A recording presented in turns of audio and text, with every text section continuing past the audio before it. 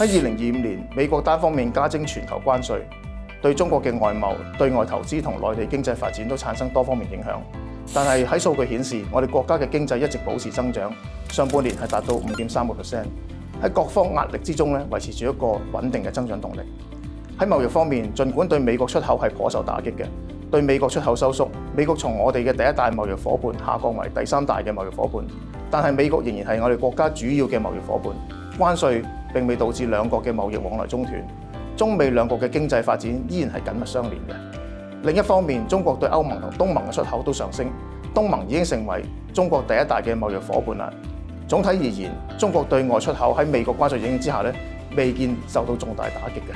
我哋國家嘅出口重點已經從簡單嘅工農業產品升級成為高技術、高價值嘅商業出口，未來係大有前景嘅。而大灣區係我哋國家最活躍嘅地區之一，無論係 GDP 總量啦，大灣區都抵得上一個中型國家。此外，世界知識產權組織喺9月1號喺香港發布2025年全球創新指數，深圳、香港、廣州創新集群超越咗日本嘅東京同橫濱集群，成為全球第一大創新集群。由此可見，無論喺量同質上高，中國嘅粵港澳大灣區都屬於全球首屈一指嘅發達地區。喺經濟逆境之中，對比其他地區嘅優勢係更加明顯嘅。